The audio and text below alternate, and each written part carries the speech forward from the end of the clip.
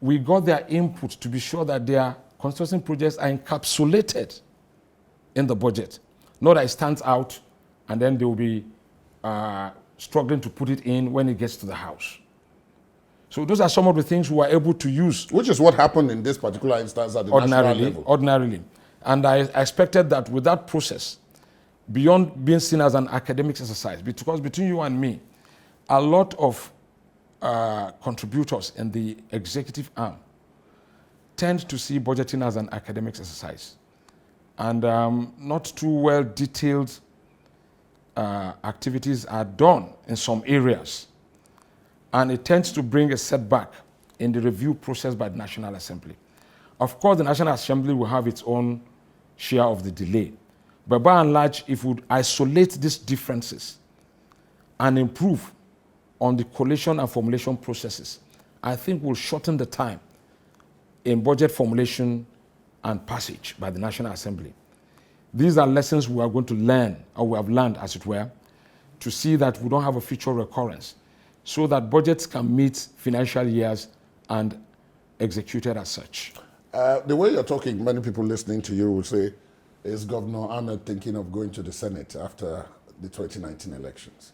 What are your next political moves? In all honesty, I leave my options open.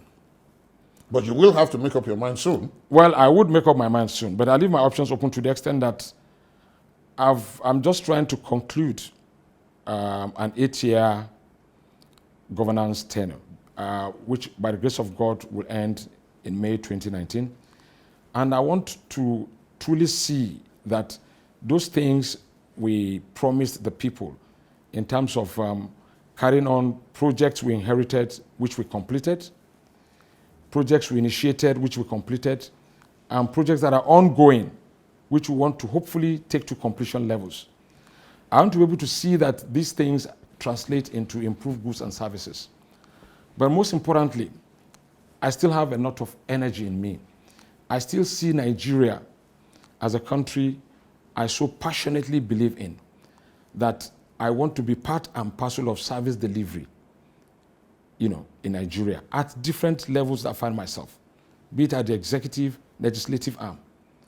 But I feel that I still have roles to play with the levels of experience I've garnered as a commissioner, with the levels of experience I've garnered as a two-term governor.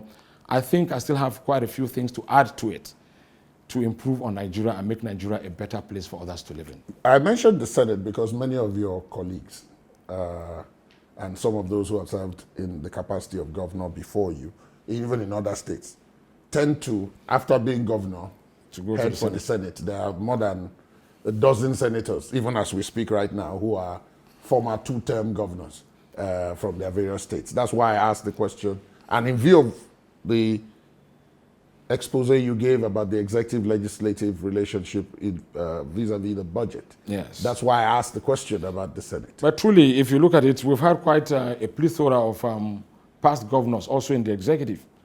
So it's a two-way thing. It depends on what side you find yourself and how much energy you think you can still dissipate.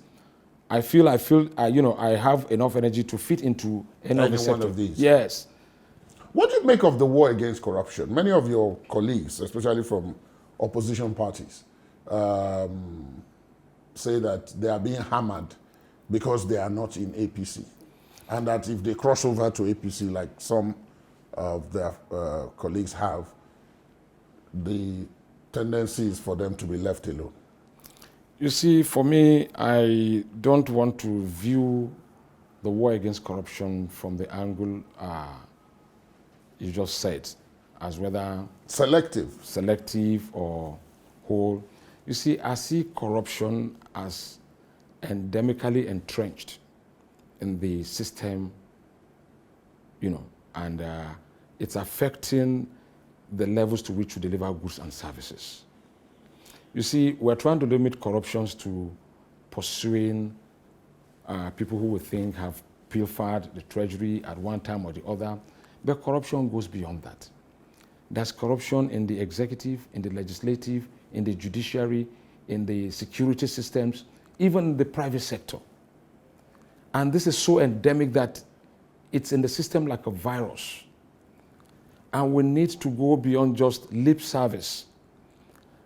As much as I want to commend the president for taking corruption headlong, for the first time a president is doing that.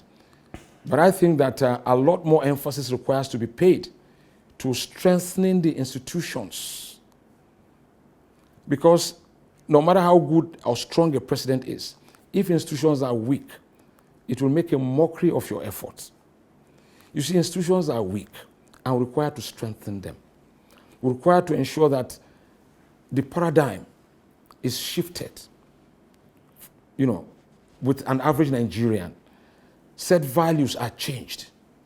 New perceptions are created. This is my own idea of fighting corruption. So I'm looking beyond just arrest of this, arrest of that. You see, we see corruption everywhere. Especially if you look at the security agencies. There's so much disenchantment in the system that corruption seems to be the norm. And it's an unfortunate situation.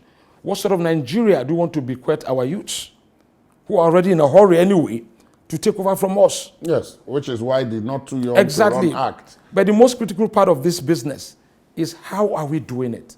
We all know the what. We know what to do. We know what Nigerians' problems are.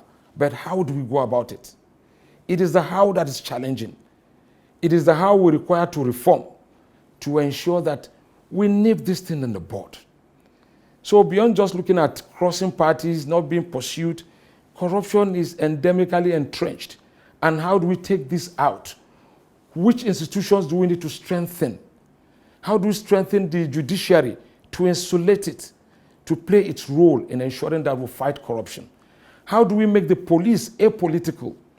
How do we entrench a strong policing system that would ensure that corruption is completely taken out of the system? This is a responsibility for all.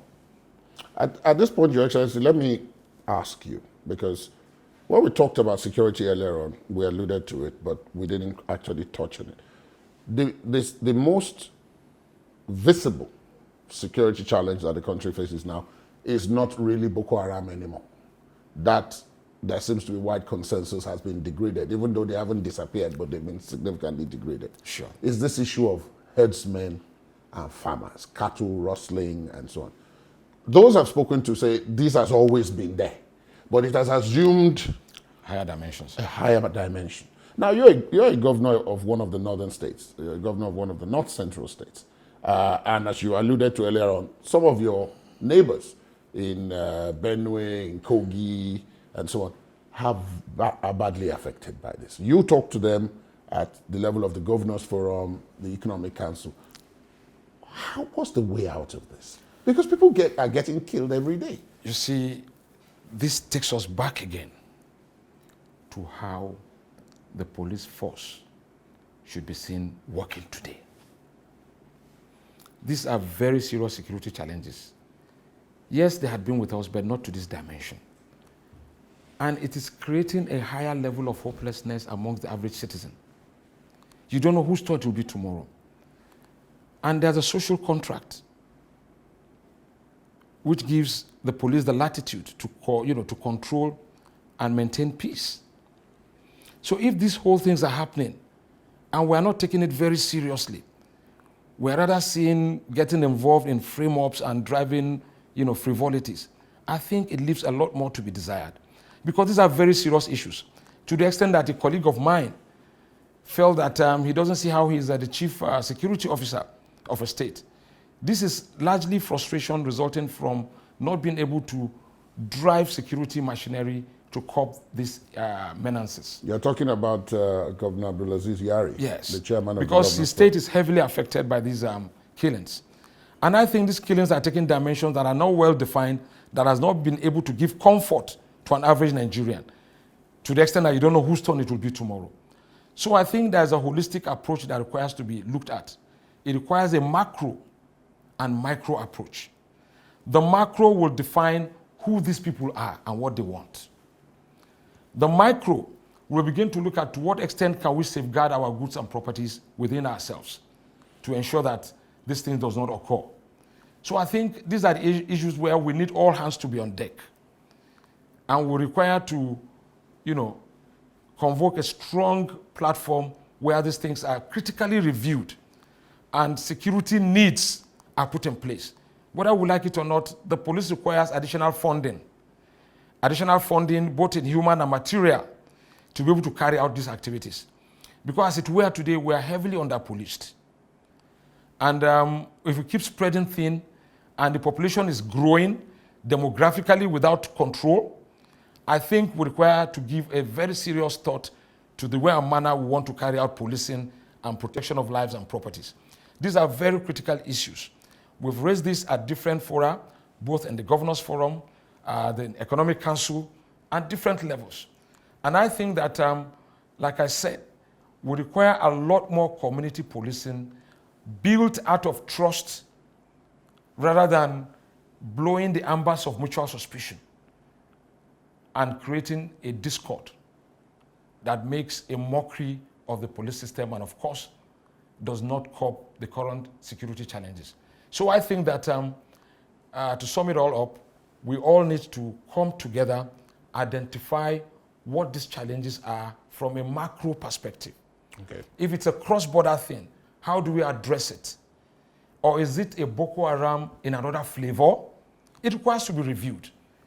And unless this is given the kind of holistic approach, we keep looking at it from the micro issues, we'll be seeing a police force that will be coming to rescue when the attacks have already taken place, rather than a police force that will be preventing occurrence. Because these are the things we need to look at very critically. Your Excellency, we must thank you so very much for agreeing to speak with us. Thank you so much. Very much. Thank you. It's my pleasure.